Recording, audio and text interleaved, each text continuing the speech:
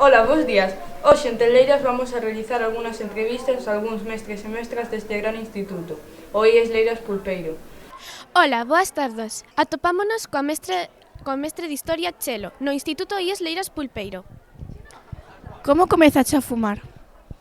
Pois basicamente porque era moda e era símbolo de moza independente. Entón empecé máis ou menos con 14 anos e porque as miñas amigas tamén fumaban, entón era por facerme maior.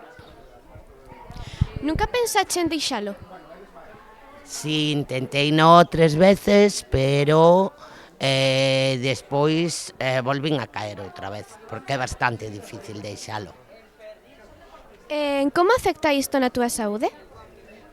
Pois bueno, respiro peor, a veces teño algo de tos e percibo menos os olores.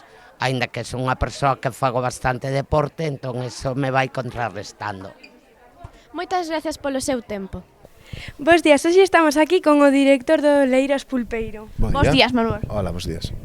Ti en que ocasións fumas? Bueno, eu fumo moi ocasionalmente, non fumo a diario ni moito menos, simplemente pois, como actividade social, cando estou con amigos, se estamos de festa, pois pode ser que sí que fume algún cigarro. Pero bueno, eso ven porque desde pequeno, cando tiña a vosidade un pouco maior, pois igual empezamos a fumar como tantos compañeros da miña idade, e pois a partir de aí, pois a miña adolescencia e da miña na universidade, pois tamén sí que fumaba.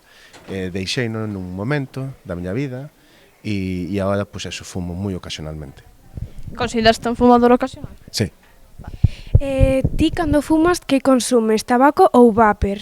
No, vapor nunca experimentei ese produto, non sei, fumo tabaco solamente. Crees que o teu consumo de tabaco aumenta en determinadas situacións?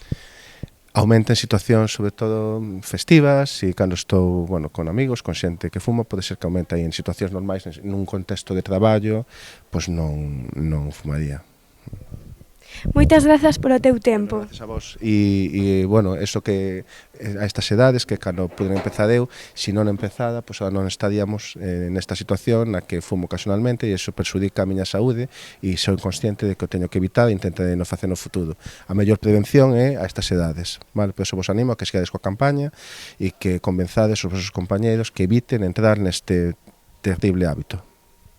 Vale, grazas. Ola, hoxe vamos a entrevistar o profe de Historia Carlos. Ola, moi bons días. Fai canto que deixaches de fumar? Pois xa fai bastante tempo, mellor 10 anos ou máis. E notaches moita melloría? Pois a verdade é que notei moita melloría no peto, porque o tabaco costa moito diñeiro, pero sobre todo na saúde, porque, bueno, pois respiro moito mellor, durmo moito mellor, e a verdade é que moita melloría. Que consello lle darías a alguén que está fumando e que o quere deixar? Pois que o deixe de maneira inmediata. A mí non me costou demasiado facelo, é unha cuestión de vontade, non? É como unha cuestión de un alumno que ten moitas ganas de aprobar unha asignatura, xa sabe que ten que estudiar, pois isto é igual, hai que poñer perseverancia e hai que esforzarse por deixalo, facer unha... Eu, por exemplo, o que recomendo é facer outras cousas, cambiar o tabaco polo deporte, cambiar o tabaco por chupa-chups, cambiar o tabaco polo que sexa, pouco a pouco e ir abandonando ese hábito. Vale, grazas.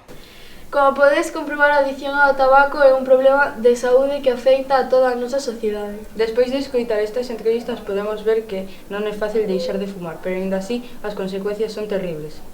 Esperemos que vos gustase o programa de hoxe. Vémonos para a semana de Teleiras.